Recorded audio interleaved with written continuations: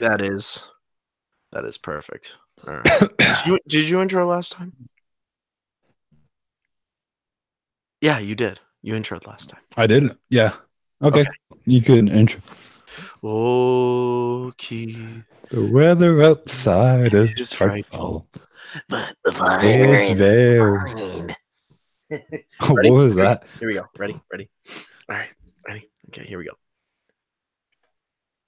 Hello and welcome to Brick City Blockade YOLO? episode 31. Here from YOLO? Yellow? Black and yellow? YOLO, black and yellow. I don't know. Black and yellow, black. Oh my goodness. Let's not get copyrighted by Wiz. No, we're not going to get copyrighted on this. We've already hit the copyright button probably way too many times with some companies. But anyway, It's down in the corner. If you press that like button, we don't have a like button, but I mean we do on YouTube. yes, we have that subscribe button that everybody can go and hit because it's always so fascinating.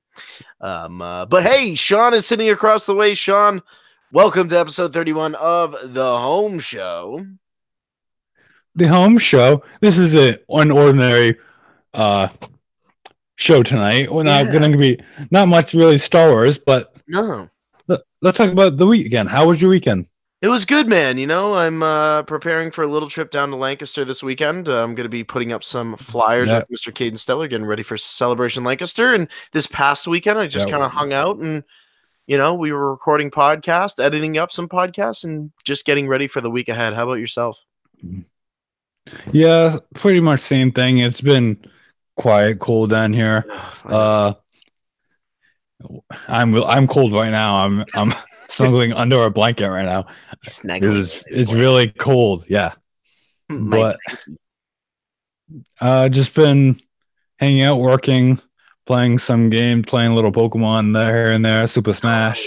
Nice. I did watch this little independent film with Kylo Ren and Magic Mike robbing a NASCAR event called Logan Lucky. Oh, Logan Lucky. How was that? Honestly, I really loved it. Really? I did not expect it. I mean, Adam Driver and Channing Tatum they could do really good West Virginia accent. I believe they're in West Virginia, South Virginia. Yeah, it's like a West Virginian. Yeah. Yeah, because I believe it takes place in West Virginia. I believe West Virginia. Yeah, because right. No, because they had the song part of the movie. One of the kids at the talent beauty pageant was singing West Virginia, so I guess it is West Virginia, and yeah, we see James Bond in there as well. Oh, that's true. That's a really good point. Yeah. Yeah. Bless you. I think that's the first time I've sneezed on a podcast in a long time. So enjoy that, folks, because it may be the last time you hear it. I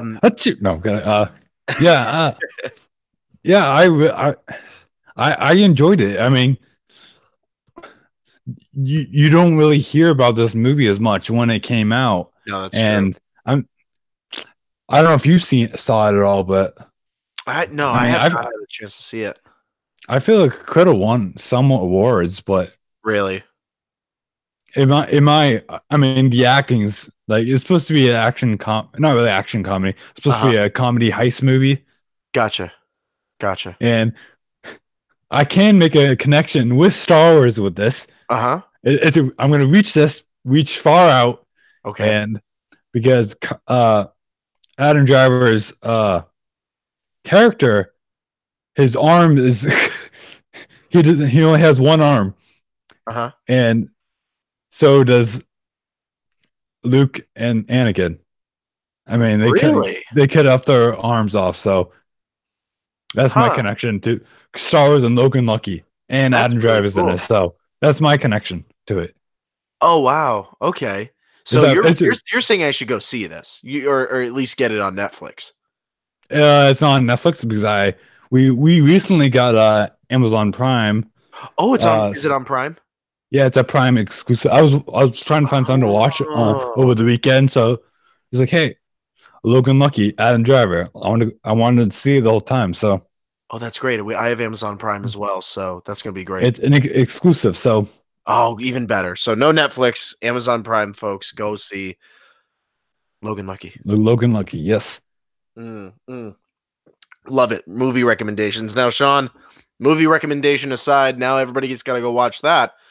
What's the topic of tonight, man? Because last episode I surprised you with some '90s television. What do you got tonight? Tonight, this might be a new series after these 2 episodes. You better believe if you want to go check, we might do something on Patreon if you want to go support us on Patreon/Brick City Blockade. Is that right? Absolutely, absolutely. Patreon.com/Brick City Blockade podcast network, and $1, $2 donation every month gets you some exclusive content this year. Tonight we're gonna go back into the 90s. Ooh. Same thing, but it's this time we're gonna be in the movie theaters. Ooh. The movie theater. So movies, the theater, movie theaters, or doesn't matter. It's a movie. Right. Movies of the 90s. Top 10, Sean? Are we doing top 10 here, buddy? Oh yeah, and we could do some few mentions a little later towards the end, but absolutely. I got a few. But kick it off, buddy. I think you should just kick this baby off. Okay, for my number 10 of top 90s movie, for me, has to be Liar Liar 1997 with what's his name? Just because you got quiet there for a second, I'm like, oh no! I know what film it is. It is a very good film. Yeah, absolutely. I can't remember off the top of my head, but why can't I think of his name? Sean, I do this every time. Ace Ventura, Liar Liar. Oh, Jim Carrey. Jesus Christ! Wow. Wow. I'm sorry. Yeah, Jim Carrey, Liar Liar, and I feel like most every 90s kid, 90s people who loves Jim Carrey should know this movie. It's such a fantastic movie. It's about a dad who goes, or more of a lawyer who tries to not lie throughout the whole day because his son's wishes that his dad never tells a lie because he's always missing out. And it's just such a good, heartwarming, funny movie. Right. The pen is blue. Wow, what a deep quote there, man. That's a good one. That's a good one. Yes. Oh man. All the Jim Carrey's movies of the 90s, that probably has to be my top Jim Carrey movie too of the 90s. Gotcha. That's why I'm putting out number 10. Wow. Okay. All right. So are you ready for this? Because my number 10, Sean, happens to also be a Jim Carrey movie from the 90s. And I think I know what you're gonna say because I'm gonna let you go. Let's say maybe. I don't know. Are you sure? We're gonna see because there were two other than the one you just mentioned in the 90s that I kind of immediately go to. And I think in the case of this particular film, let's just say it was more Jim Carrey's animated face style. And it was a character. That's not what I was thinking about that one. Okay. Oh, so for my number 10, I am going with the original 1994 Jim Carrey's Mask. I adore Mask, and I adore Jim Carrey in his role as the Mask. Can we get controversial here? Go for it. I'm not a big fan of the Mask movie. Okay. I did not really enjoy. I mean, it's funny because I started watching I first watched the sequel one as a kid, and I thought it was cool as a kid. Then I hated it, and then I watched the original Mask. I'm like, Really? Okay. All right. I can understand. That's my personal preference, but yeah, no. My number 10 is usually. I tell people that about like I adore the Mask. I adore Jim Carrey in that role, and a lot of people are like, "That's very controversial." That's no. It was funny because a few weeks ago, my friend and I were talking about the movie The Mask, and he said he enjoyed it as well. And I'm like, I mean, it's a hit or miss. It is. It absolutely is a hit or miss. You either like it or you don't. And I don't know. Number 10, I think growing up, The Mask, Jim Carrey, seeing him in living color and everything, I think that That was the role for me that kind of stood out. I mean, the other one is Ace Ventura: Pet Detective. I think that's my number 11 is Ace Ventura: Pet Detective, because I'm such a big Jim Carrey fan. But yeah, number 10 for me is Mask. How about for what's the next one? Number 9. Hold on. I was trying to think of the other movie I was. Oh, yes. Continue. Jim Carrey. I hope it's a 90s movie. Yes, The Truman Show. Oh, yes, 98. That's my other one. I think you're gonna go that route, but that would be my like number 12 or 13, whatever. Right, yeah, it's such a good. It's a different route Jim Carrey goes to. That's a really good point. Yeah, in terms of acting. Yep.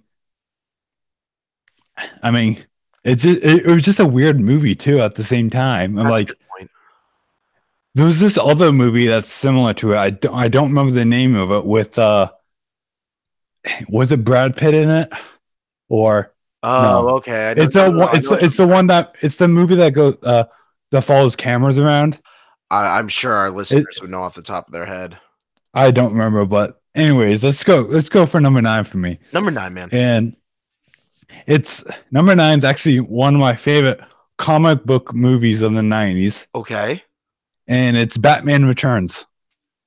No way. 1992. Wow. Okay. I'm curious. I was obsessed with that movie. I had it on VHS as a kid. And at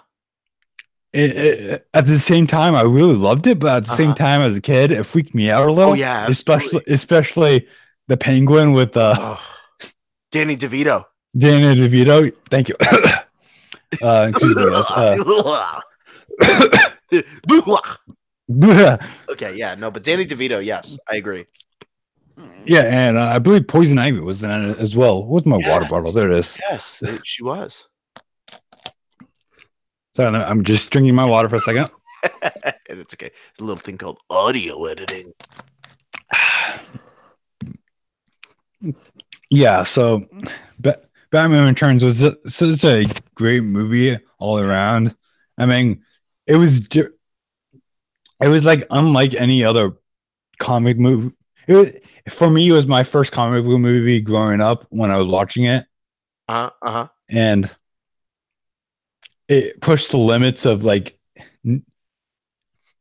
how Batman was really dark, because I think Batman was the one is the Batman 1990 or whatever, 1989. Batman, that's 1989. Thank you. Yeah, and it has my favorite Batman, Ben Affleck. I mean, not Ben Affleck. No, man. Michael Keaton. Ben Affleck.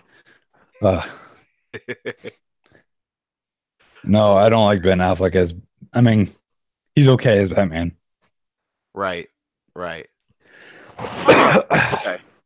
You ready for this? Because I think this might surprise a lot of people. And this happened to us on the last episode. But actually, my favorite for number 9 is actually Batman Returns. Oh, daily double. I love. I absolutely love Batman Returns. Sean, I grew up a Batman fan. He was my first, other than Spider-Man, my first superhero that I really latched onto. And as a kid, I feel like everyone's Batman was everyone's kid growing up. I mean, for me, it's same here. But yeah, I mean, it was just, and it was funny because I love the Michael Keaton Batman, and when we saw the switch from Michael Keaton to George Clooney, or sorry, other way around. George Clooney to Batman. Yeah, I'm sorry. Yeah, I'm right. Michael Keaton to George Clooney to Val Kilmer. All right, because George Clooney was in the Batman Forever. Batman Returns. Batman Returns. Batman Returns. No. Yeah, that's the one we're talking about. I'm sorry, Batman Forever. Yes, I was right. Yeah. Yep. So it went Michael Keaton to George Clooney, then it went to Val Kilmer for Batman Forever, and then we had the switch into the Dark Knight stuff. Who played it? Batman and Robin? That was George Clooney. Was it George Clooney? Okay. Yep, that was George Clooney, because in Batman and Robin we saw Jim Carrey play the Riddler. Oh, right. Oh, what a great Jim Carrey is a great Riddler. Very controversial film amongst some Batman fans, though. Well, not a lot of people like Batman and Robin. I think it's a fun little pop culture film. I really do. And that was a movie I missed. So yeah, I it's mean, one of the fun watches. That's all it is. it was one of the movies I just like just go over my head. Just really don't really care for it, but I do enjoy it. Like I've seen it once, so makes sense. Yeah, so that's my number. What do we have? Number 9. So yes, number 8, Sean. Number 8. Well, number 8 is interesting because I recently watched my number 8 a couple of days ago on Netflix because I was trying to find something to watch. And it's an animated movie. It's a very underrated animated movie, Disney movie. Okay. Movie called Balto. Balto. Oh my goodness, we've been watching that at work, at the school. Yeah. Oh, what a great film! Wow, nobody brings up that film either. That's a great choice. I mean, I was as I was watching Balto, and like throughout the middle of it, I was like, this has to be one of my favorite Disney movies I watch. Because every time I watch it, I cry. Yeah, that is one of those films. Especially with Rosie, yeah. Yeah. Rosie trying to fight off smallpox, right? Yeah, I believe it was smallpox. Because for people who don't know Balto, I mean, kids, it's based on a real life of the 1920s of Balto. Is he a wolf dog, or is he's part wolf, part dog, right? Yeah, he's a hound, so he's tasked with delivering things to people throughout the town, and he's almost like a servant dog in many ways. Yeah, I mean, at first he wasn't, but like, and then he ended up moving into that. Yes. So yeah, he was. I mean, essentially like a town dog, you could say. Yeah, because he was based like during out the movie. He was, or I don't know how real the movie was to portray in real life, but a lot of the town people in Alaska was like, nope, get away from the wolf. He's wolf. I mean, he's really part dog, part wolf. So yeah, that's right. That's right. Yeah, there's actually a statue of Balto at Central Park. Central Park, yeah. Which adds so much to it. Yeah. I believe I took pictures when I was there. Yes, my first time going to New York City. I remember you sharing that picture with me too, which is so funny because you brought up this film and I was like, didn't Sean share a picture of me of him at Central Park with the Balto statue? So now I think about it, yeah. Because when I went to New York City, it was always going to see Balto or just going to Tom's Restaurant from Seinfeld. Yeah. And I did both. Yeah. Okay. Okay. So that's Balto at number 8. Okay. This is interesting. And I'm going to go with a personal favorite of mine at number 8. And it's hard because I want to put it higher up on my list, but there's a lot of other films that take up this spot. And my number 8 is going to be Mr. Mike Myers in Wayne's World. Okay. Yeah. Wayne's World, Garth and Wayne was just so great. I absolutely love Wayne's World. SNL cast, just like Ghostbusters, kicking it around in a film. And the first one is so much fun. It is an absolutely fun film. See, that's one of the movies I missed when I was making the list. I totally thought I didn't see it when I was trying to. I've seen the movie, but I didn't see on the I totally forgot about it. So I mean, that's a really funny movie too. I mean, we used all of these the GIFs from the Wayne's World on Facebook Messenger from all the time. All our friends. It's hilarious. Oh yeah, Wayne's World GIFs or GIFs are just so important to our conversations. So I'm just thinking that Michael Myers thumbs up one. I know that one's getting a little old. We got to figure out a new one. Excellent. Excellent. All right, Smithers. Excellent. Excellent. Yeah, so that's my number 8. Sean, you have. Oh yeah, yeah. Sorry. Going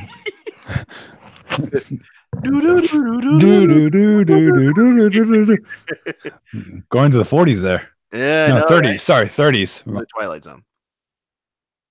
Oh, I thought you were doing the Wizard of Oz. It's a little bit of each. Well, probably the Wizard of Oz came first, so yeah, that's true. So Wizard of Oz. All right, what you got at number 7? Number 7 for me is Friday with Ice Cube. Really? It's one of my favorite comedy movies. I mean, and the sequels are really great, but when I watch it, it's one of those movies I always have to rewatch because it gets funnier every time. I mean, right. Ice Cube's a phenomenal rapper. He's a phenomenal actor as well. I mean, in this movie, he's so young. I believe he's the same age his son was in Straight Outta Compton. Yes. And who's the other guy who's with Ice Cube? You have Ice Cube, you have Eazy-E, right? What? No, I'm talking about Friday. Oh, and Friday. Okay, no, I was thinking of NWA. No. I mean, good movie, by the way, but... Oh, yeah. Hold on. I gotta look it up as a name. Because Chris Tucker. Chris Tucker. Right? Chris Tucker. Yes. And it's always damn. We're thinking the same thing. Damn. How many times we use that video for stuff? I mean, it's a Vine, right? I mean, that's what it's ended up being used for. Yep, I'm looking at the photo right now, and they're just like Chris Tucker's face is hilarious, though. Oh, it's great. Oh, Chris Tucker's wonderful. I mean, there's one specific moment I really love is when Ice Cube starts to he's not really I believe he starts taking acid, right? Oh yes, yeah. For the first time. The very first time, yeah. And it's hilarious. He's like going through like the whole most of the day trying not to pass out or whatever, or try to get all. It's hilarious. Man, yeah, that's a good one. Wow, Fridays is that's an interesting choice. Number 7, okay.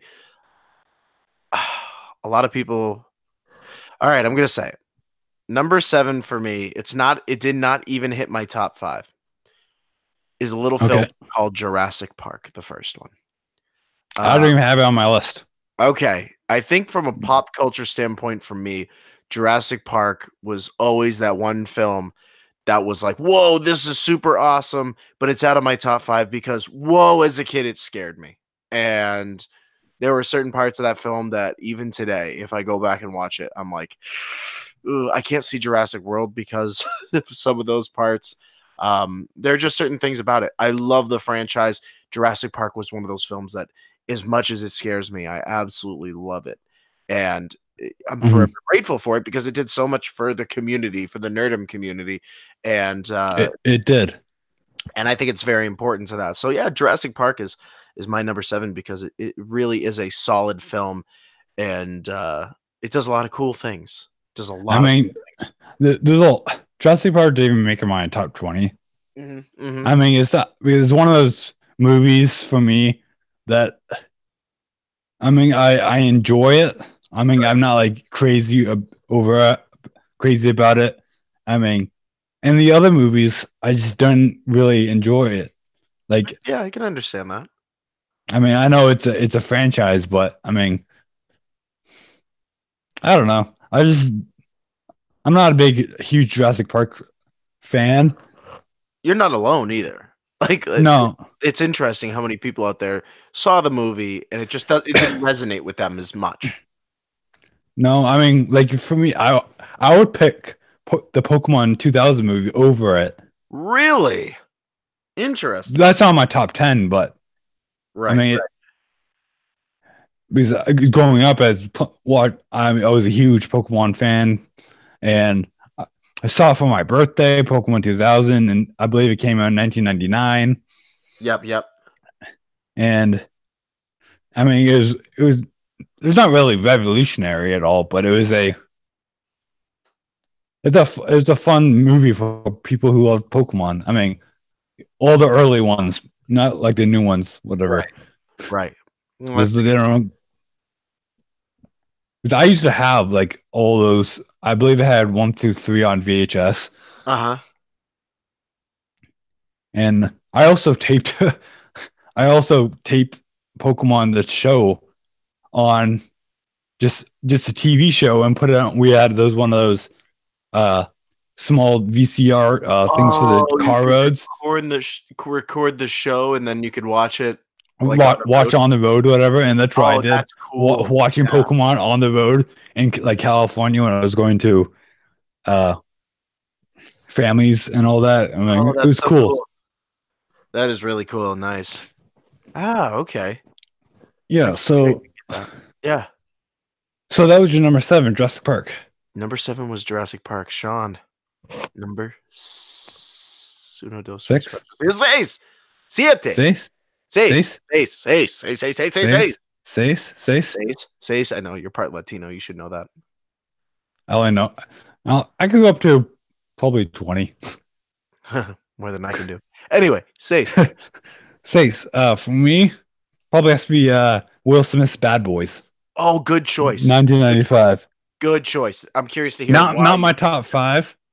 It's one of those with Martin Lawrence. Lawrence is such a funny actor, but he could be very serious sometimes. Oh, absolutely. I mean, so could Will Smith.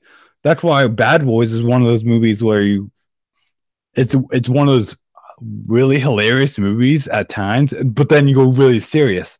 That's a good point. Yeah. Because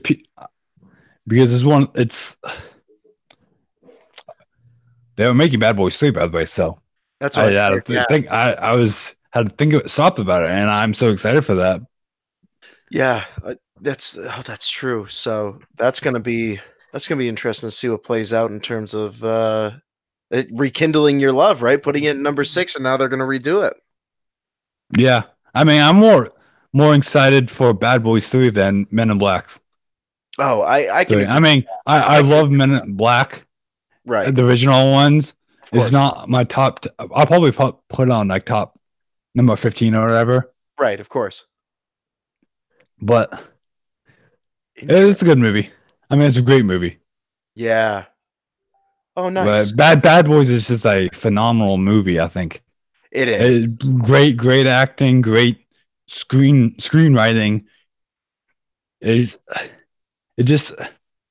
one of those movies where you just love it. I mean, how can you not hate Bad Boys? Bad Boys. What you can do when they come for you? How can you not love it? Not how much you cannot. What did I say? You said, "How can you not hate it?" I'm what you said the other way. It's terrible. No, I agree with you. I see why you put it number 6. It doesn't necessarily hit the top 5, but it's there. Yeah. It's on the brink of it. Yeah. Okay. So number 6. Okay. Number 6 for me is kind of going back to a popular face, I think, amongst many of the Brick City listeners and the fans. I think where we're going. And I'm talking about a little 1994 film called Clerks by the great Kevin Smith. I thought you were going a different route for a second. Yeah, we'll see where. I don't know if it's on your list. It's not on my list, but okay. So number 6 for me. Anyway, sorry. Yeah, number 6 for me is Clerks. Man, it was really Kevin Smith's real project that really stood out for me. Other than Jane, I missed that. I missed that movie. Oh, you gotta see it. I have not seen it. Oh, it is so great. It is such a great little. It has an indie feel to it because it's a Kevin Smith movie, of course. But it's just it follows Brian O'Halloran, who is the clerk at a convenience store, and Jason Mewes plays the other clerk there, and they just go through all this mischief and everything. They have to close the store because they want to play a hockey game out on the roof. It's hockey day. So it's typical Kevin Smith style. They all got their New Jersey Devils jerseys on and they're playing hockey. The people are like, "Hey, are you opening up the effing convenience store?" No, we got to finish our hockey game first, you B word. And, it's so great, and it reminds me a lot of our conversations that we have in the group chats and everything. It takes place in like overnight, right? Just one day, kind of. Or just... No, it's across multiple days, but the way that it's filtered out, you would think it would. It happens all within like 1 week, and it's so many events that happen within 1 week.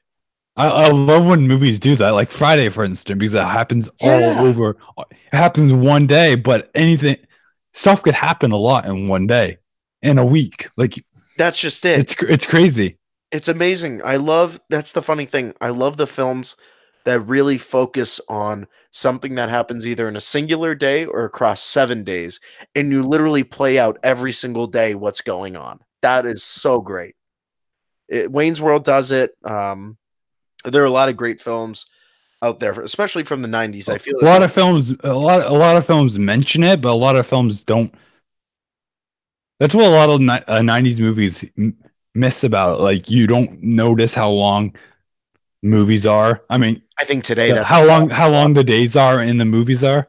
That's the problem with a lot of movies today. I have no sense of the time period in which passes by. We don't have that anymore. Like Marvel films, for instance. Yeah, we really have no sense of time on when these. The only timeline that we know is it happens after this. It happens right before it. Whatever. It's like, okay, but how long did it take? There's still stuff that's missing. We do that with Star Wars too, man. We do the same thing. You know, Star Wars after Rogue One, it's getting more clearer, and Solo after it's getting more clear where things take place. Yeah, they're doing a better job of moving on to the next day. What's happening the next day? What's happening the next day? They're doing a better job of it. I think Marvel's going to end up doing that too. And it's the kind of style that we really like. You know what I mean? Like that's Doctor Strange does such a good job of telling you how many days pass. Because it shows him going to bed at night and then waking up the next day to do something. Right, and that happens all in in a week. Yes, all of that occurred. It's amazing. All of those amazing things with Benedict Cumberbatch's Doctor Strange happened within a week. And it's crazy. That's the only movie I could remember how long that movie existed. In terms of how long the days are. Oh, well, Spider-Man Homecoming did it, kind of, because he went to the party at night. I mean, I kind of did, but I think Doctor Strange did a little better.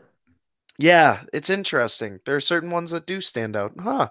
It's something we're going to have to keep our eye on for, especially in Star Wars, too. We're heading towards Episode 9. I'd like to see that kind of gap, since it hasn't been answered for us before. Actually, no, there is one exception. Force Awakens. JJ kind of did a nice job of telling us when the next day happened. Because we do see Rey on Jakku, and we see her eating her dinner, going to BB-8, then going back the next day. You know, in the morning you leave, then she goes. I think The Last Jedi did the same thing. I think it did pretty well. A little bit, yeah. I think that. I mean, JJ. I mean, for me, I know JJ did a little better for the Force Awakens, but when I was watching, Return of Jedi, The Last Jedi, some people might disagree with me, but I feel like I kind of understood the timeline of it, of the whole. I guess, yeah, that's a good point. That's a good point. There was a little bit of it. I don't think it was clear, but you could you It wasn't yet. it takes multiple watchings. It really does. It's not one that you figure out on your first viewing. Okay, this happens this in this time period. You have to watch it multiple times to be able to pick that up. That happens in most movies, except movies that takes place in one day, like Friday. In the 90s, we know 90s films make it very clear. Yeah, I mean, The Grinch. Yeah, I mean that's early. That's just early 2000s, right? But that's Christmas. I mean, most Christmas movies happens during a span of Christmas and so, a week. Like those Christmas week. Yeah, you're talking about like the 20th through the 25th or 26th. Yeah, it stops just before New Year's. Yep. That's a good point. Yeah. Anyways, we've got our number sevens. Essentially. Six? We're Sace. Sace has been solved. You did Sace with Clerks. Clerks and number Sace. Now we're moving on to what number, Sean? Number five. Now, see, we're in the top 5 now. This is where it starts getting interesting, much like our TV of choice. So, Sean, number 5 for you, buddy. Number 5 is one of my favorite sports films, The Sandlot. Good choice. I love The Sandlot too. Us on the Big City Blockade, we're big baseball fans, right? Baseball fans. I mean, it relates to me, relates to you, Robin. Whoever loved playing baseball as a kid. I mean, and dreaming up playing baseball. It does the same thing with The Sandlot. I mean, it's people are dreaming of playing baseball all their lives, and you see one of Benny going to the MLB. Yep. And any kid can relate to The Sandlot because it's all universal for ethnic groups and just different kids just having a time of one summer doing The Sandlot. Yeah. Yeah, it's like all of your baseball dreams come true within that film. You can relate to a lot of the characters. You're killing me, Smalls. I have a t-shirt, by the way, that's why it's on my number 5. Yeah, it's I agree with you. You said it perfectly. I can't say it any better. It is a kid's baseball dreams in a film. It really is. It beats, because there's a bunch of baseball movies I love, and some of them did not make it on here because some of them didn't get released in 1990. Number 42. Right. Great. Love that movie. True. But yeah. I mean, especially the part with Benny and Babe Ruth. I mean, how can you not? It's like one of the best moments of the film. That's a great part. Oh, what was it? Legends never. Heroes may die, but legends are always what? No, sorry. What is it? Why am I having trouble with this? Heroes may die, but legends never. Is legends never die, something like that? Or heroes die, legends stay forever, something like that? Yeah. Legends live on forever. Something like that. Forever. Yeah. You're right. Yeah, it's and it's a good quote to live by. Absolutely. Sandlot taught a lot of those lessons. All right, Sandlot, number 5. Okay. Number 5 for me. Number 5 for me is a little film that came out in 1999 and was much to the surprise of a lot of fans out there, a lot of blockaders at the time, I'm sure. Mm-hmm. I'm going with Star Wars Episode 1: The Phantom Menace for number 5. That's my number 11. Okay, so did not make top 10. I'm sorry, blockaders. No, listen. I almost. I know we grew up both watching Star Wars, but it was. Sorry, I interrupted you. Go ahead. No, I think my point here is gonna probably touch upon what you're about to say, which is it's my number 5 because a lot of people, in terms of Star Wars fans, I think at the time would include it within their top 3. I feel like it would be like that pinnacle moment that Star Wars is back and everything. But you know what? At the time, it was great that Star Wars came back, and I thought, in my mind, after watching the original trilogy as a little kid, and finally it was back in theaters with these new characters and whatever else, that was super exciting. But there were so many other great films that came before it that I watched. Mm. And I think now, Yeah, as that's why. Yeah, I mean, like yeah, you were probably about to say, there's a lot more films that came out in the '90s. I yeah, enjoyed it more than Phantom Menace. Don't get me wrong, Phantom Menace I loved as a kid watching it, growing up. yeah, and it's one of those films I think as an adult you begin to respect more, and that's why I put it at my number 5 was because as a kid it would have been top 3. But as an adult, now that I've been able to see a lot of the fantastic films that the 90s has given us, I feel like Phantom Menace is at number 5 for that reason. For all Star Wars fans out there, it does its job. It is one of the I'm going to say it. It's one of the best Star Wars films I've ever seen because of the time in which it came in was when we were never sure if we were ever going to see Star Wars again. George Lucas gave it to us. A lot of people had mixed Mhm. reactions, but it brought Just everybody together. It brought all just the before Y2K. yeah, essentially, yes. It was just before all of that, and it was a unifying film, and no matter what George anybody Lucas is says like about prequels. George Lucas is like, here's a Star Wars film before we die, but we didn't die. Yes. Yeah, exactly. Exactly. So, yeah, number 5 for me is Phantom Menace because of how much it means to the Star Wars fandom and how much it means to me in terms of its sentimental value and what it does for that. That's my number 5 on that. No, I would probably put the Phantom Menace number you probably I don't know where, probably 11 to 15 somewhere in Gotcha, between there. gotcha. That makes I sense. mean, as a kid, I would probably put it at number like 4 or whatever or 5, Right, right. just because because I didn't watch many movies in the '90s as a kid. I mean, Gotcha. it was mostly more 2000 movies Sure. watching it, but I don't know. That's just how I feel. I Absolutely. mean, Absolutely. All right, Sean. Moving on to numero 4. numero uno. I mean, those tres, quattro. There we go. Quattro. Quattro. And it's actually this movie I watched last year for the first time, Uh-huh. and it's a movie with Harrison Ford, The Fugitive.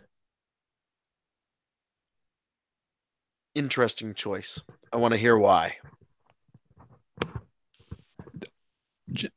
One of the best movies in the '90s. One of the best suspenseful movies I've watched Okay. recently too. And it was so suspenseful for a '90s movie too. True, true. Not many people know. I mean, we have Harrison Ford. We have the guy from Men in Black. What's his name? Yes, yes, yes. Tommy Lee Jones. Tommy Uh-huh. Lee Jones. I think he did a better job than Harrison Ford, but we know Harrison Ford is basically a fugitive coming from out of he basically breaking out of a prison van. What do you want to call them? Prison vans, whatever. Yep, yep. And he basically goes unseen throughout the whole movie, trying to figure out, and just keeps the whole movie. You're on the edge of your seat. You never know what's going to happen. I mean, it's not one of those movies that boom, you're shot. Like it's the music helps you like visibly shake how good a movie it is. Right. Right. I mean, it's just a fantastic movie all around. I mean, it's one of the movies you should see before you die, I think. And plus, it's Harrison Ford. Right. No, I think that's perfect. That's a really good choice. That's a really good solid choice for number 4. Interesting. Okay. Number 4 for me is a film. Sorry, I'm just coughing No, here. no, no. It's okay. I think everybody's a little sick right now. I'm sniffling over here too. Just because it's cold. Yeah. Oh, if people knew what it was like in New England. Anyways, number 4 for you. Number 4 for me was a film that I was introduced to much later on. Was a film that I watched. I believe I was at Exeter High.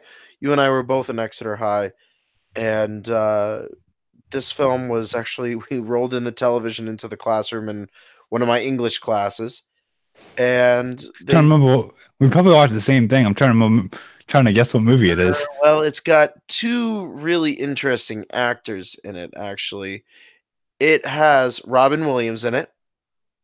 It has Matt Damon in it, and it has Ben Affleck in it. And it's Boston focused, and not a big Bostonian person myself, but this film does a lot of fantastic things in terms of, especially in high school when you're trying to learn like the ways of life and everything before you hit the outside world.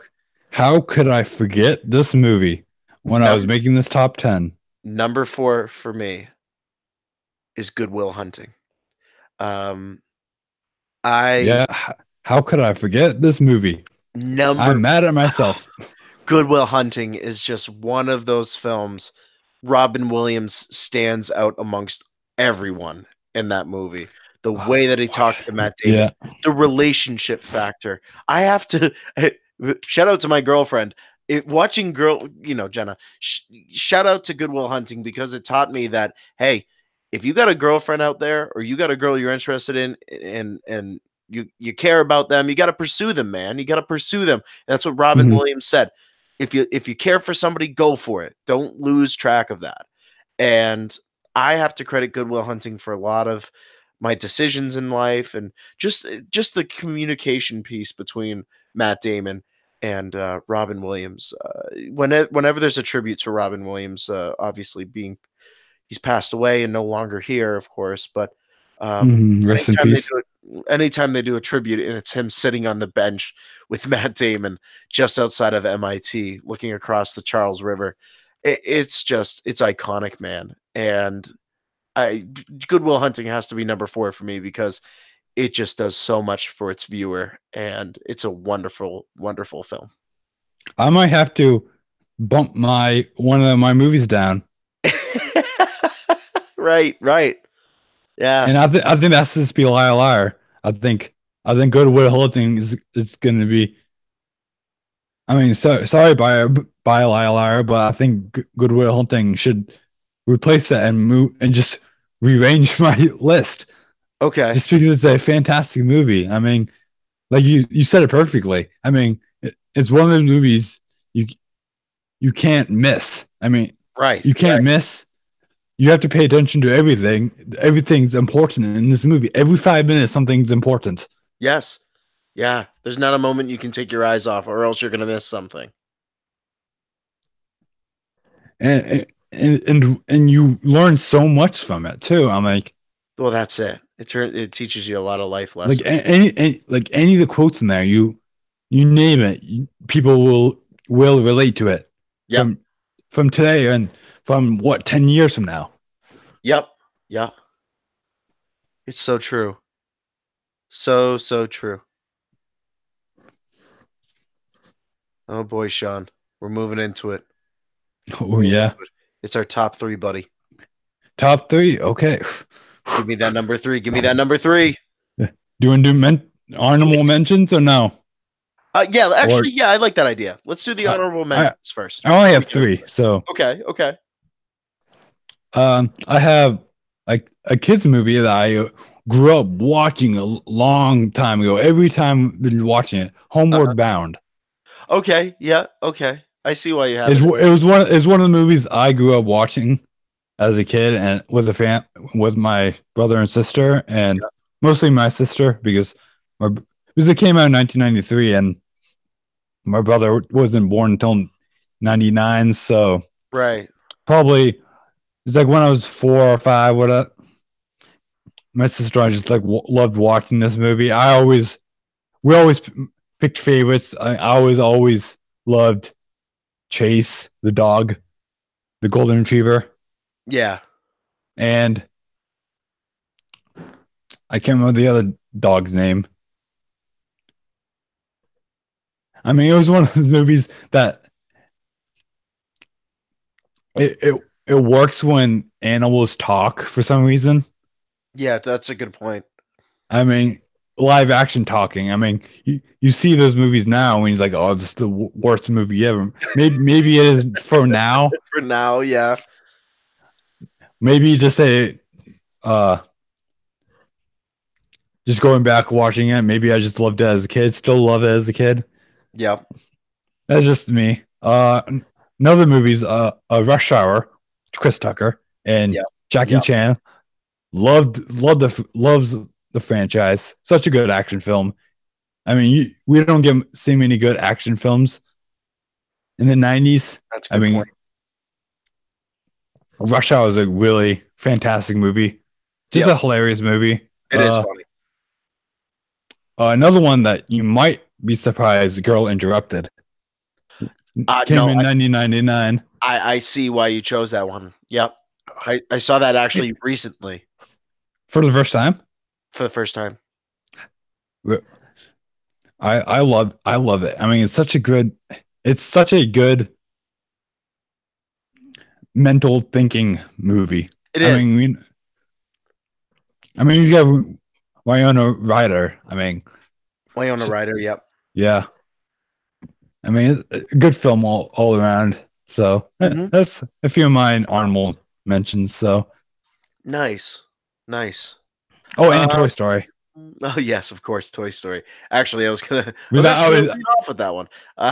Honorable mention, Toy Story for me. No real need to get through into that one. Another honorable mention for me is, I'm gonna say it. It's not in my top. Is the movie Titanic. Mine's not either. I say I don't like that movie. I like Titanic, but I don't love it enough to put it in my top 10. It's like not even in my top. It's probably top 40 for me. Okay, I can understand. I mean, just because it's too long for me. I mean, it's over for me. It's kind of overrated. Yeah, I can understand. I mean, I like Romeo and Juliet better. I can totally agree with that. And then, let's see, another honorable mention for me. I do love the music, by the way. Yeah, Titanic. That is true. Celine Dion. Yes. Anyway, sorry, go on. The other honorable mention for me, Arnold. Honorable mention for me is one that many people absolutely love, and I love it, but it's not in my top 10. And it's a little film. I'd probably put it at 12 or 13. The little film called Goodfellas with by Martin Scorsese. It's got Robert De Niro, Ray Liotta, Pesci.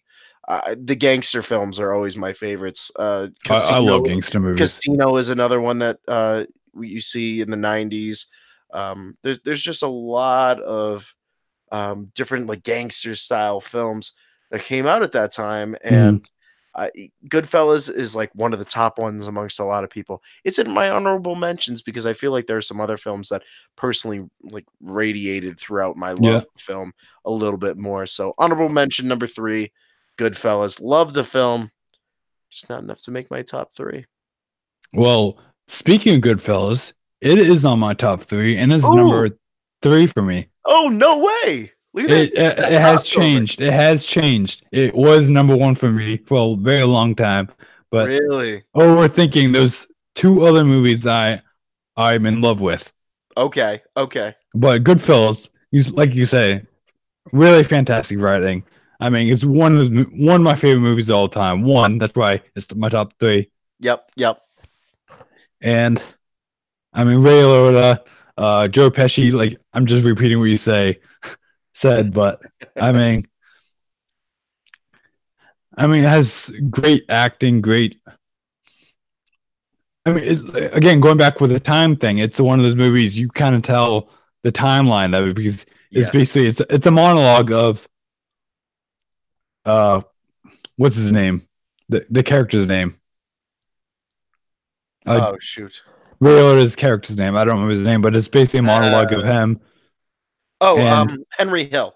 Thank you, Henry. Yeah, and just monologue of him saying like how many days have passed, not like literally, but kind of knowing from his tone of his voice. And Yeah. I mean, as one of those movies, you could tell like different tones of the voices, what's happening, different relationships between Henry and Joe Pesci's character.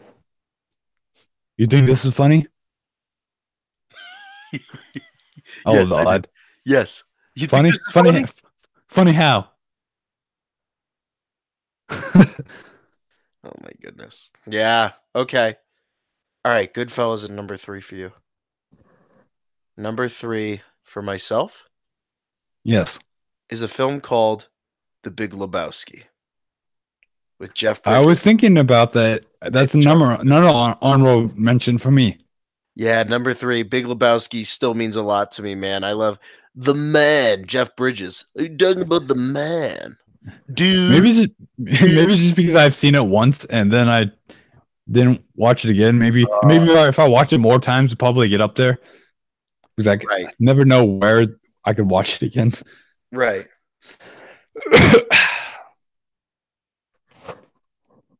Yeah, there's not much else I can say. Big Lebowski, No, I mean number 3. Really great. it's a great comedy film. I mean, Yes, it's a great oddball. It's an oddball film basically. essentially, yeah. I mean, just like the DVD cover of it is just hilarious. But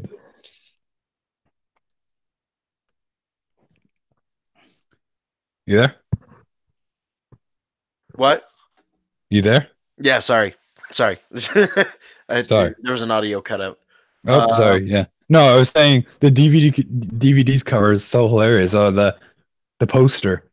yes. Oh, absolutely, absolutely. It's one of the funniest ones you'll see in a long time, for sure, for sure. Yeah. So number 3 is The Big Lebowski for me. Now we're heading into number 2, Sean. Number two, it's it's my number two is I'll make a man out of you, Mulan. I'll make a man out of you. Really? It's one of my favorite. It's my favorite Disney movie of all time. Wow. Okay. Okay. Great soundtrack, good animations. I mean, everyone knows the story of Mulan. It's based of Mulan, Fa Mulan taking over her father who can't go into war, and Uh she become in the folk tale she doesn't become a man, but in the movie she becomes Ping huh. and tries to fight her way. I'll make a man out of her, basically to the try to save her, try to save the city of China or the country of China. I don't know what city it is, but I mean, we got Eddie Murphy in it. We got I can't remember the woman's name of Mulan, but Right. we have a bunch of other great characters. We got the guy who plays the Chinese takeout guy in Seinfeld. That's right. Yes. Oh I my. can't remember his name. But I mean, overall, it's my favorite movie of all time. Not favorite movie of all time. Sorry, favorite Disney movie of all time. And without the soundtrack, I think it wouldn't be up there. That's a good point. That's a really good point. Well, I'm about to surprise some people with my number 2.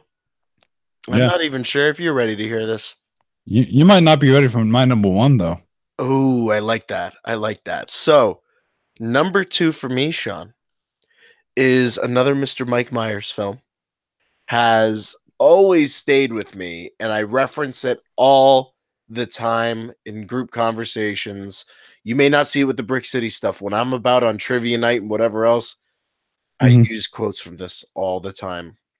And it's a little film called Austin Powers International Man of Mystery from That's 1997.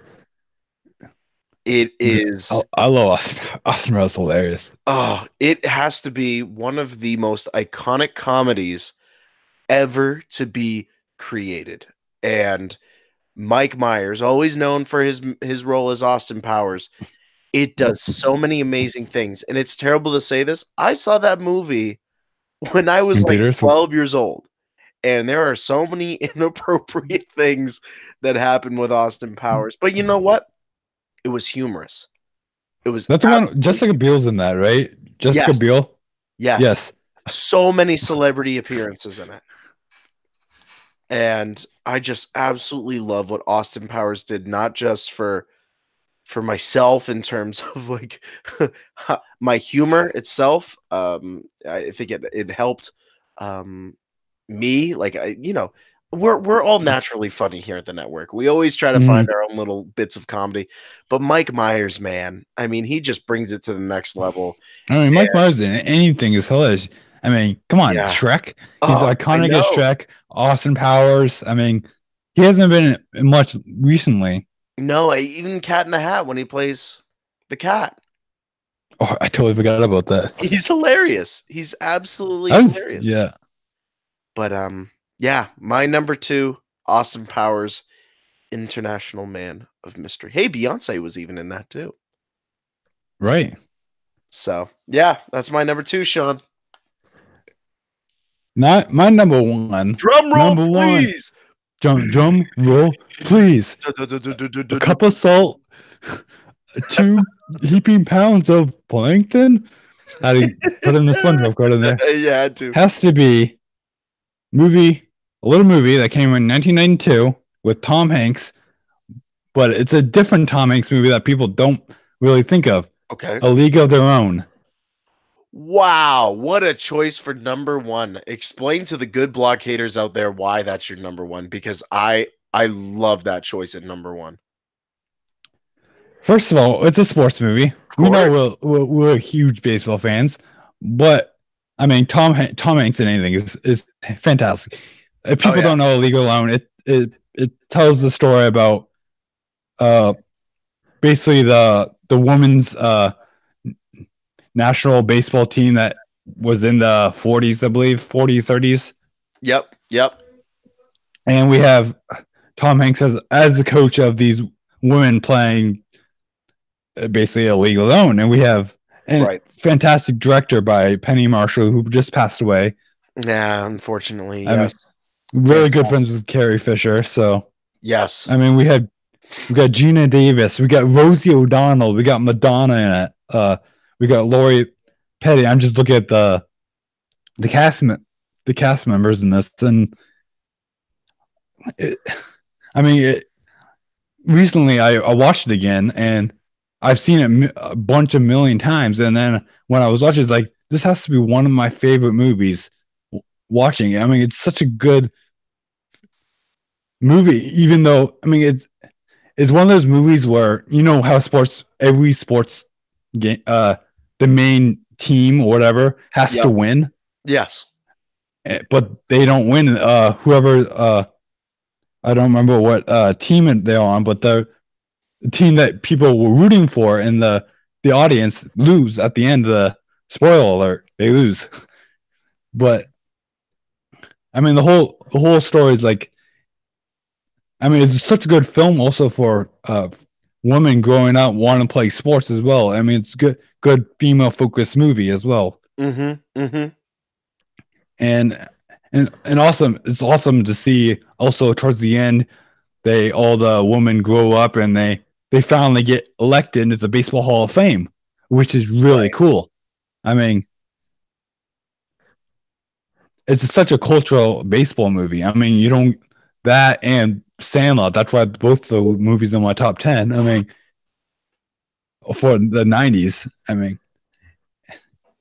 I just love the film. It's one of those films that you don't get sick of, I don't think. Yeah. Like every moment of it, and you still get intense from it's like watching a real baseball game kind of. Again, it's like, come on, I know they're going to lose, but come on, win. Yeah, you start rooting for them. Like, but even though it's a film.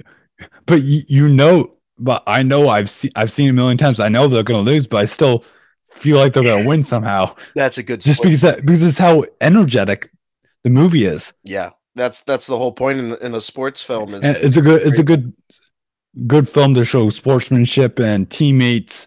I mean, they don't like a lot of they don't fight over it. Like I know they're not supposed to, but right.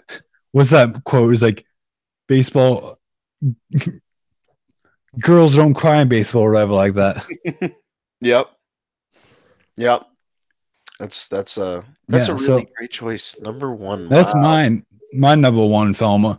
Yeah, I had to bump Goodfellas for Mulan and A League of Their Own. Interesting. All right. Number one And for me. it's Yeah. produced and music by Hans Zimmer. So Yes, I was just looking. absolutely. Hans Zimmer in the 90s was almost he was almost undefeated in terms of as a composer in that time period. The work that he did with Batman, forget about it.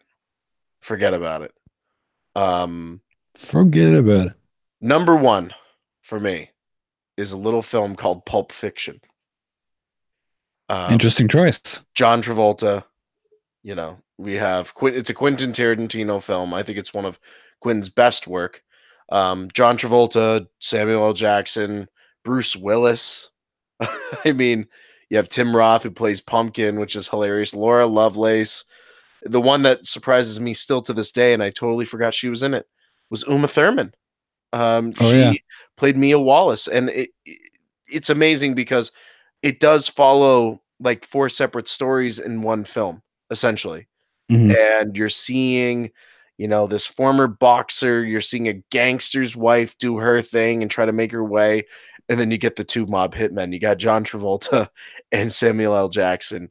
And that combo right there is just absolutely awesome to see on screen. And in the 90s, to add that mob mentality to it with those 2 actors was just fantastic. Pulp Fiction is one of those films that I've talked to James Brown about it on multiple occasions.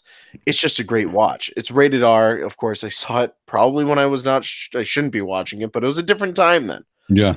That early 2000s to even mid 2000s was just yeah. I was not watching rated R movies in early 2000s. I couldn't even watch Drake and Josh when it first came out. Okay, that's how strict my parents were. Oh my goodness, I love it. No, I mean, yeah, I feel like Pulp Fiction's just one of those films that I think I appreciate it even more now that when I watch it. You know, John Travolta and Samuel L. Jackson being together in a film, being 2 mob bosses is just fantastic. Yeah. Yeah, that's not my favorite Tarantino movie at all, actually. Really? Okay. All right. I mean, mine probably has to be either Reservoir Dogs. I mean, I totally forgot about the movie when I was looking up. Yeah. That or probably my favorite is Django Unchanged. Yeah, he likes to use Samuel L. Jackson. Yeah, I mean, yeah, Django Unchained. Yeah, with Jamie Foxx, Samuel L. Jackson, DiCaprio, Kerry Washington. That's such a good fantastic movie. It's such a controversial film too at the same time. Well, when Django Unchained come out too, that was one of those films that was right around the same time as Force Awakens. Yeah, I mean, it was the same time when I believe it 12 years a slave was yeah. beat out Django Unchained. And I think I haven't seen 12 Years a Slave, but I still think Django Unchained what probably for me is a better film. Even though I haven't seen it, so I can't really make it a comparison. Right. But yeah, 12 Years a Slave was a great film when it came. That was such a year. That 2015-16 stretch was something else in terms of films because wait, no. Django came out in 2012. Which one am I thinking of then? 12 Years a Slave came out in 2013. There was another. Which one am I thinking of that came out? Django Unchained. There was another one that came out. No, I'm thinking of Hateful Eight. Yes, that came out in 2005, I believe. 2005? You mean 2015? I mean 15. Sorry. That's okay. That's okay. Yeah, no, it was Hateful Eight that I went to go see because I always get Hateful Eight and Django Unchained confused because they have both fantastic casts. I feel like the Hateful Eight came out like 2 years ago, but Maybe I saw it 2 years ago and I thought I came out. It thought I came out that year. Yeah, you probably saw it 2 years ago. It came out 2 years even before that. From what I understand. Is Samuel L. Jackson in every Tarantino film? See, I'm telling you, there's something about Samuel L. Jackson in Tarantino films, man. Let's get Tarantino to do a Mace Windu film, huh? Let's do that. Well, yeah, get Kerry Washington in there too. I feel like she could become great. It'd be great.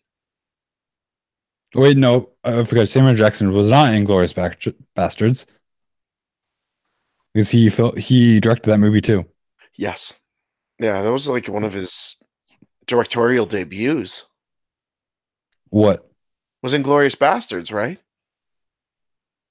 He got director credits for that. I thought Reservoir Dogs was his first film. I'm sorry. Yes, Inglourious Bastards was his second. I thought no. For Samuel Jackson, are you talking about Samuel Jackson, or are you talking about? Wait, who are we talking about? Tarantino, right? Yeah, no, but Samuel L. Jackson on which one was it? I'm getting him confused now. I know. Whatever. So Pulp Fiction number one. I'll leave it at that. Speaking of Tarantino, I know we're jumping a little ahead here, but no. Coming out this year, Once Upon a Time in Hollywood. Yes, I'm looking very DiCaprio, Brad Pitt, and Harley Quinn, Margot Robbie. Yes, Margot Robbie. I'm very curious to see in that role. She's a fantastic actress. She really is. She does some fantastic work. She really does. Well then. All right. How many? Let's look at a little. Ask Brick City time. Ask Britney Spears what's up. Britney Spears. Hey, Britney Spears, if you're listening, Britney, what's up? Ow! It's Britney, bitch. Okay, I can edit that. Britney, bitch. We can edit all that. Maybe I will, or maybe I'll make a little type. Just start playing the song. It's Britney's bitch. The song. Yeah. With the remix song with Nicki, Lady Gaga, and Kesha, I think. Oh yes. No. Lady Gaga's not in that movie. Sorry. I mean, what is it? Movie. Song. Movie, song. All right, so interesting. Here is one of our fan questions from Ask Brick City. This one comes from Facebook from our good friend and listener, Mr. Christopher Ball, based out of Stratham, New Hampshire. I'm just saying that. I'm going to cut that out, but because I wanted to give you a context of how close he lives to us, Sean. Thank you. I will know, but the people will not. Yes, correct. Christopher Ball says over on Facebook using hashtag AskBrickCity, what's your take on anything Star Wars related that might be controversial? Could be anything. Sean, what do you see in Star Wars as being controversial to a lot of people? And let's talk about that, because it's an interesting point. It's an interesting question too. How controversial are we speaking, though? I don't want to go wildly. I don't think we. Okay, because I was going to say something, but I won't go far into it. I will skip that. I'll mention that to you after this episode. But yes, something mildly controversial, probably.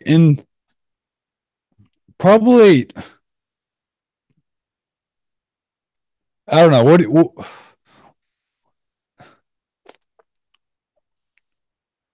Are we talking about the movies? Or are we talking about anything Star Wars? Anything Star Wars. Anything. I think they need to cut back with the books a bit. I mean, okay, that's a different approach to what I was thinking. Interesting. I mean, I was gonna go. I was gonna go with Luke's severed hand, but that's okay. No, I meant like more controversial of. I mean, going back for the books, saying, okay, just cut back of like, just stop mentioning just start creating new Star Wars stuff. I think. Okay. I think that's what I'm trying to get at for the trying to cut back, but try to keep more. If you get what I'm saying. I guess I kind of get what you're saying. Yeah. I mean, I'm a big. I mean, stop mentioning stop mentioning the original three moves in every book or everything. Oh That's yes, what. That's what yes, I'm I gonna agree say. with That's a you on good one that. for. Yes. Oh, absolutely. I'm done with A New Hope and Empire Strikes Back and Return of the Jedi in books. And Any reference to it. I Yes. think I think some people will agree with me. So I think some people won't agree with me because people still holding back of want to know more of little details of 4 through 6. I was like, okay, we have Yeah, enough details. we do. You know what? That is a really good point because a lot of people would look at that and be like, "Yeah, but Star Wars is nothing without the core characters." Yes, but we've moved on to a time Okay, where we have new characters, we have new stories, and to be honest with you, I'm loving where we're going with some of the prequel stuff with Padme and Queen Amidala and some of the stuff with Obi-Wan and Qui-Gon Jinn. I want some more stuff from the prequel age. I want that. well, I think number one because we want to see more of that, but also because we still don't know that time period between the prequels and the like a 10-year time period between those. We don't know much of that era. That's true. That's a good point. Yeah, we don't really know what happened. There's a period of time that we've kind of filled in with some of the canon, but not a ton of what happens after Order 66, leading up to the events of Star Wars Rebels. You mean leading up to Clone Wars, right? No, But after Clone Wars. well, yeah, after Clone Wars. After Clone Wars. That Well, post Revenge of the Sith, Order 66. I think we're gonna get something in the final season that's coming out this season. That's I think we're gonna get something about Order 66. yeah, I right, guarantee you we will. And yeah, I think Ahsoka and the Mandalore knows about it. That's why they're hiding out. right. I mean, we And kind of get a little bit of that with the Kanan Jarrus comic. We get a little bit of that a in little the bit, yeah. Ahsoka novel. We get a little, We don't get really not a lot. focused. We don't get focused enough of Order 66 at all. No, and a Like lot of the legend we don't get like I would love to have a book of just the the details of 66. It's like why it's happening, and we know why it's happening, but from whose how it's happening, right? no, but whose perspective would you want it from? Because if you say what I think you're going to say, I'm going to be a very happy person. Sidious.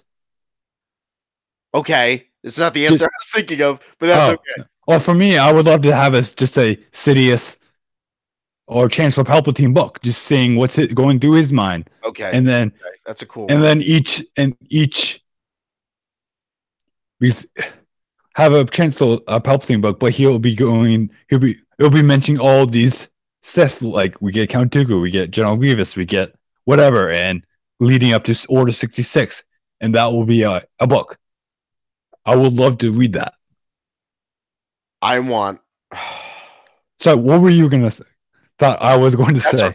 That's a really good one, though. I like that. I like that a lot because then we get into the mind of a Sith Lord. We get into the mind of we don't get much of what Palpatine. We get everything from the Jedi perspective. We don't get Palpatine's perspective. I mean, we get a little bit in. We're starting to get a little bit from the comic books. I mean, we saw that with Darth Maul and just Darth Maul and Sidious, but we don't get a Sidious focused comic book either. No, I mean, would be really cool. That'd be cool to have a Sidious Marvel run. Okay, but why is Darth Vader always getting more comic books, more books? But he's marketable. That's the whole thing because he's marketable. Yeah. So what about Sidious? He could be marketable. Yeah, if you put the effort into it. If more people listen to you, Sean, then yes. Then yes, absolutely. Absolutely. Well, I think people just didn't really enjoy Sidious in 1 through 3, and that's what people mostly focus on. I loved him in 1 through 3 as Palpatine more than McDermott was 5 than 4 through 6. Oh, absolutely. The stuff that Ian McDermott did is leading up to with Sheev Palpatine throughout 1 through 3. Absolutely. It was fantastic. I think we definitely need a Sheev Palpatine comic book. But what were you saying about the perspective of Order 66 coming from? What were you going to say? We need a freaking Captain Rex and Commander Cody novel. Well, I think we talked about this a couple episodes ago, actually. We did, but and that's why. Oh my goodness! I just go. What were you gonna say?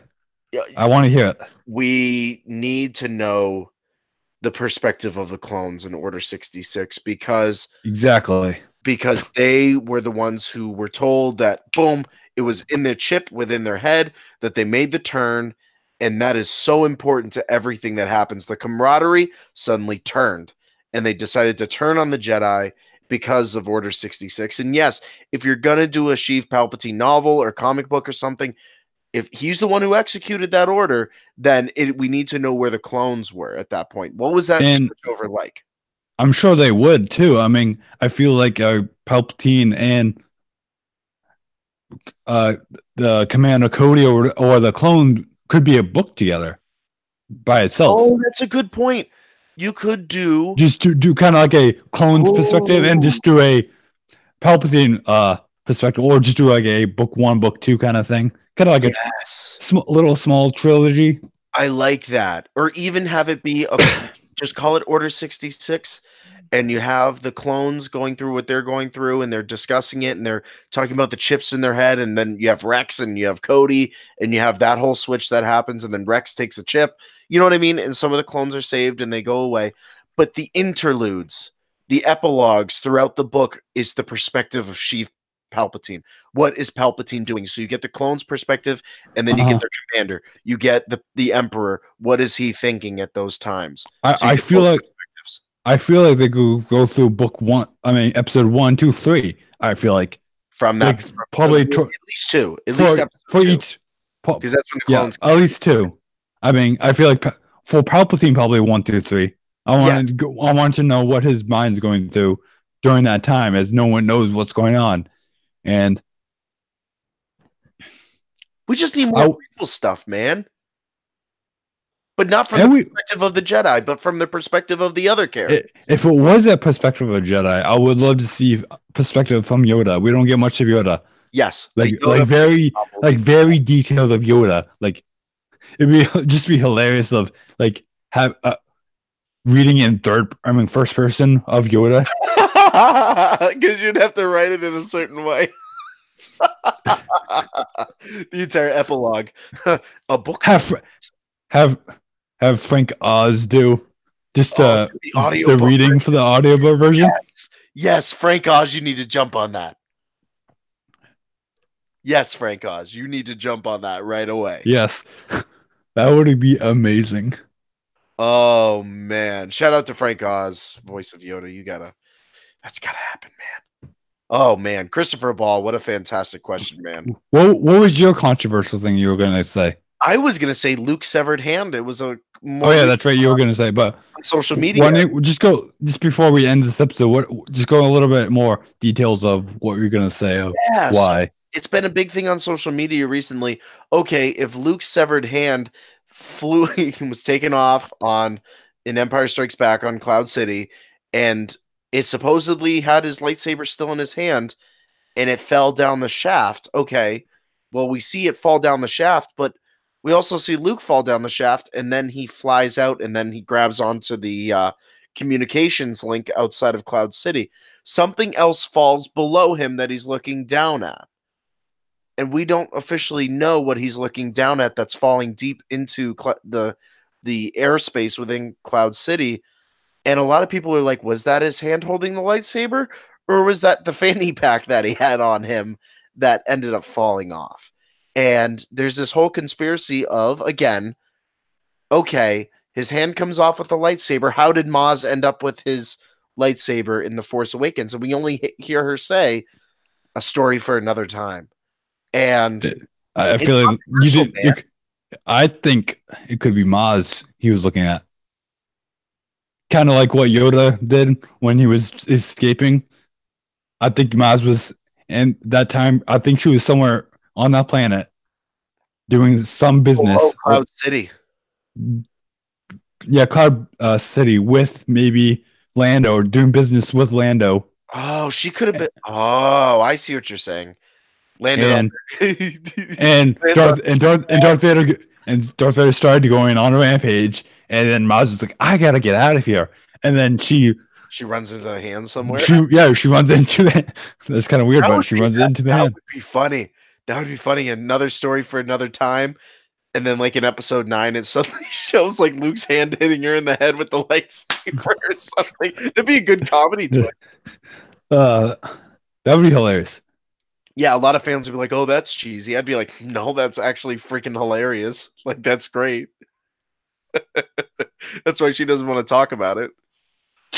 She's so embarrassed. She ran literally to Luke's hand. She had to go to Takadana and set up a cantina because she couldn't get over it. Oh, that is great. So does she still have the hand? I know, that's the other thing. Okay, so you have the lightsaber. Where the freak is Luke's hand then? Do you have that somewhere? Luke never. Okay, my question is: Luke ever go back to see? How does Luke ever see Maz though? In between Last Jedi and Force Awakens, I imagine he knows who Maz is. She's been around so long. Han knew her. Han talked to Luke at one point. Wouldn't it feel like that Luke was saying, like, "Where's my hand, Maz?" And maybe I love how Luke just having a in the background of wherever he is, like maybe like a trophy room with of his own hand. I would love that in episode 9 if Rey is speaking to Force Ghost Luke and Maz is with Rey and Luke is like, "Hey, can you ask Maz about my hand?" That's the only answer I want. Where's the hand? I don't care about the lightsaber. Where's the other hand? It's controversial because everybody's like, well, his hand was separate from the lightsaber. No, his hand was holding the lightsaber. Maz must have had his hand too. It's fascinating, man. You got to do a big shout out to Christopher Ball. So what happens? Where's Anakin's hands then? Oh, that's a whole other story for another time. Why don't we just do a whole episode of hands? That's not creepy at all. But no, just kidding. I'll buy into it. Yeah, if it works, you know. No, I'm kidding. We won't do that. That's a little creepy. What was Maz doing with Luke's hand? No, okay, that's terrible. Whoa!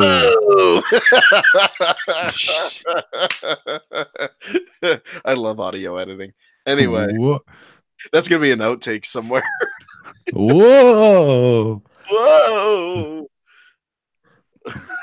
Yeah, that's funny stuff. Funny stuff. All right, Sean. I think we've gotten to that part of the episode of anything we do here at Brick City Blockade. The home show. Rocco. I read half. Is a little thing we like to call plug time. That was my Rocco voice impression. Anyway, it's plug time here at Brick City Blockade. Here on the home show. The home show. Sean, where can the good people find you across burping social media? Excuse me. I hope we won't edit that out. No, you guys can follow me on Twitter, ShawnMyShow1. Follow my Instagram at It's Zone Z. Follow my music at Bandcamp. And SoundCloud. And follow me and friend me on Facebook. You guys can follow me over on Twitter at Mr. Vote Tweets, all my tomfoolery and crazy turtle videos over on Instagram at The Official Vote. Hey, www.brickcityblockade.com for everything happening here at the network and in a galaxy far, far away. Patreon to support the network. Great news coming up very soon surrounding some Patreon content coming around the corner. TeePublic to rock the network. $14 tees right now. Make sure to go grab one before the sale is done. And a Galaxy of Joy program here from Brick City Blockade, bringing smiles to kids' faces in hospitals around the country, every cent at a time. Thank you guys so much for listening to the home show here from Brick City Blockade Podcast Network. Welcome. Goodbye. Welcome. Goodbye. See you later. And what we always like to say on the home show. It's may the force be with you. Question mark? Question mark. Always? Always and forever. Forever. Forever. Ever. Ever. I'm trying not to get copyrighted by singing the song. You're doing a nice job of it, too. Yeah, because I totally forgot how the melody goes. But anyways. Nice job. Good job, everybody. I mean, I know it's just us two. Good job. Good. Good. Good. Good. Good. Good. Kid. Welcome to Dimdale the Dimdome, the home down Dimdome. I totally forgot about that. Thank you for finding my son. Can you edit that? Can you edit that? Can you edit that in for the outro? Oh my goodness, yes. Thank you for finding my son, Dale Dimmadome. Where's my Dimmadome?